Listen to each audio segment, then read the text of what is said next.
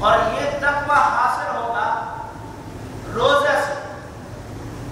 یا ایھا الذین آمنوا کتب علیکم الصیام کما کتب علی الذین من قبلکم لعلکم تتقون.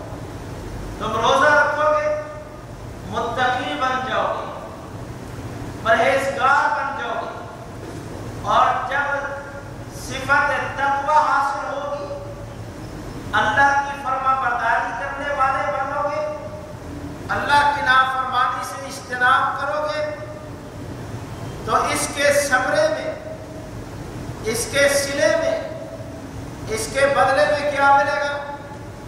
اللہ تبارک و تعالی نے تقوی پر بہت بڑے انعامات رکھے ہیں.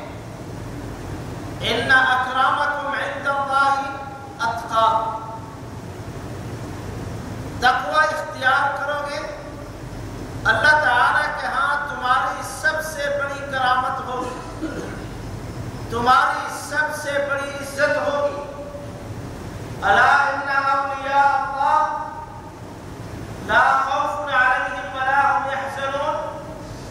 جو اللہ کے نیک بندے ہوتے ہیں، نہ تو دنیا میں ان پر کسی قسم کا کوئی خوف و ڈر، نہ آخرت میں کوئی غم و فکر. اور وہ کون لوگ ہیں؟ الذین آمنوا وکانوا یتقون. جو لوگ ایمان لائے اور جو متقی تھے، جن کو صفت تقوی حاصل تھی، یا اللہ ان کو کیا ملے گا؟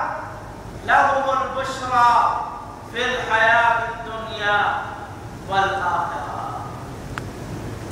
ان کے لیے دنیا کی زندگی میں بھی خوشخبریاں ہیں، آخرت کی زندگی میں بھی ان کے لیے خوشخبری ہے. یا عبادی لا خوف علیکم اليوم ولا انتم تحزنون الذین آمنوا وکانوا یتقون. میرے بندے جن پر کسی قسم کا کوئی خوف، کوئی غم، کوئی فکر نہیں ہوگا، وہ کون ہے؟ جو ایمان لائے اور جنہوں نے تقوی اختیار کیا، اللہ تعالیٰ سے ڈرتے رہے، اللہ تعالیٰ کی نافرمانی سے بچتے رہے. اور فرمایا ان تتقوا اللہ یجعل لکم فرقانا ویکفر عنکم سیئاتکم ویغفر لکم. اگر تم اللہ سے ڈرو گے، تقوی اختیار کرو گے، تو اس کے بدلے میں اللہ تبارک و تعالی تمہیں عقل سلیم عطا فرمائے گا، فہم صحیح عطا فرمائے گا، جس کے ذریعے سے تم حق اور باطل کے درمیان امتیاز کر سکو گے، جس کے ذریعے سے تم حلال اور حرام کے درمیان فرق کر سکو گے، جس کے ذریعے سے تم حق اور سچ اور جھوٹ کے درمیان فرق کر سکو گے. ایسی صلاحیت مل جائے گی، ایسی استعداد پیدا ہو جائے گی، ایسا ملکہ عطا ہوگا کہ جس کے ذریعے سے ہدایت اور ضلالت میں امتیاز ہو سکے گا، حق و باطل میں فرق ہو سکے گا. وَيُكَفِّرْ عَنْكُمْ سَيِّئَاتِكُمْ. تقوی اختیار کرو گے تو اللہ تبارک و تعالی اس کی برکت سے تمہارے گناہ دور کر دے گا، تمہارے گناہ معاف کر دے گا. صرف معاف بھی نہیں کرے گا، بلکہ تمہارے گناہ تمہارے نامے اعمال سے مٹا دے گا. یہ تقوی کی برکات ہے، یہ تقوی کے ثمرات ہیں، یہ تقوی کے فوائد ہیں، یہ تقوی کے منافع ہیں. وَيَغْفِرْ لَكُمْ. اللہ تعالیٰ تمہاری مغفرت کر دے گا. صلاحیت حاصل ہو گئے حق و باطل کے درمیان فرق کرنے کی. یہ معمولی نعمت ہے. آج بڑے بڑے وقلاء، سمجھدار، دانشور حق اور باطل کے درمیان فرق نہیں کر سکتے. بڑے بڑے لکھے لوگ حق و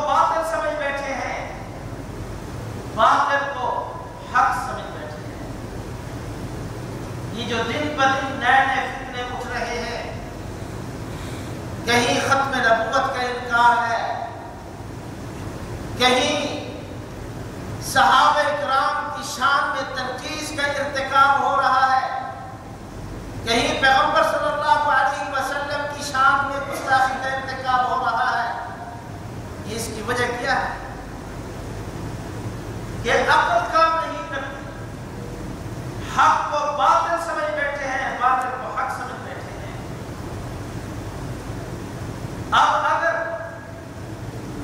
یہ جتنا بڑا طبقہ جو بڑے بڑے گناہوں میں مبتلا ہے، اگر ان کی عقل صحیح ہوتی تو کبھی بڑے گناہوں کے پاس نہ جاتے، لیکن وہ صلاحیت ختم ہو گئی ہے، وہ استعداد امتیاز، وہ صلاحیت تفریق بین الحق والباطل ختم ہو چکی ہے، اور صلاحیت کے ختم ہونے کی وجہ سے حق کو قبول کرنے کے لیے تیار نہیں، باطل کو ترک کرنے کے لیے تیار نہیں ہے۔ سود خور کے سامنے جتنے دلائل پیش کرو کہ اللہ کے بندے سود چھوڑ دو، سود لینا دینا اللہ سے جنگ کا اعلان ہے، اللہ کے رسول صلی اللہ علیہ وسلم سے جنگ کا اعلان ہے، اور قیامت کے دن بد حواس ہو کر، مجنون ہو کر اٹھو گے، اور سود میں برکت نہیں ہے، بلکہ سود سے آپ کا پیسہ بچے گا، آپ کے جسم میں بیماریاں پیدا ہوں گی، آپ کا مال تباہ ہوگا، برباد ہوگا، اگرچہ 40 سال مال کی تباہی بربادی ہوتے ہوئے نہ لگ جائے، اور اسے کہا جائے کہ اللہ کے بندے سود لینا دینا چھوڑ دو، اس لیے کہ یہ کبیرہ گناہ ہے، اور ہلکا گناہ، سب سے ہلکا گناہ یہ ہے کہ ایسے جیسے کوئی اپنی سگی ماں کے ساتھ بدکاری کرے، لیکن وہ جو صلاحیت ہے، استعداد ہے، وہ ختم ہو گئی ہے۔ کیوں؟ اللہ کا خوف نہیں رہا، اللہ کا ڈر نہیں رہا۔ اللہ کا خوف ڈر ہو تو فرقان حاصل ہوتی ہے۔ قرآن کو اللہ نے فرقان کہا ہے، تورات کو اللہ نے فرقان کہا ہے، اور یوم بدر کو، بدر کے دن کو بھی اللہ نے فرقان کہا ہے، اس لیے کہ قرآن نے حق اور باطل کے درمیان امتیاز کر دیا ہے۔ توریت نے بھی حق اور باطل کے درمیان امتیاز کر دیا تھا، اور بدر کے دن جو اسلام اور کفر کے درمیان سب سے پہلی بڑی لڑائی معرکہ جنگ ہوئی، اس میں بھی اللہ نے حق اور باطل کو الگ الگ کر دیا، جدا کر دیا، حق کو فتح دی، باطل کو شکست دی ہے۔ تو اسی طرح جب انسان تقوی اختیار کرتا ہے تو فرقان حاصل ہوتی ہے۔ فرقان کا مطلب یہ ہے استعداد، صلاحیت، ملکہ، جس سے حق و باطل کو آدمی جدا کر سکتا ہے۔ شراب پینے والے سے کہا جائے اللہ کے بندے شراب چھوڑ دو، اس لیے کہ جس نے دنیا میں شراب پی اس کو قیامت کے دن جہنمیوں کا خون، لہو، پیپ، گند، غلاظت، نجاست بھی نہیں جائے گی۔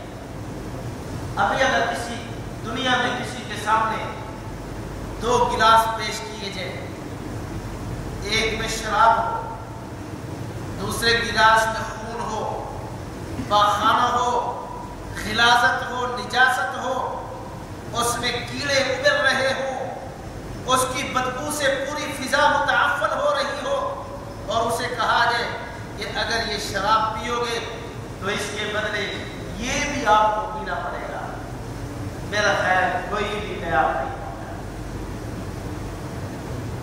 اللہ کے رسول صلی اللہ علیہ وسلم نے فرمایا کہ عصاة اہل النار، جہنمیوں کا لہو، پیپ، خون، گند، غلاظت، نجاست ان کو مل جائے گی۔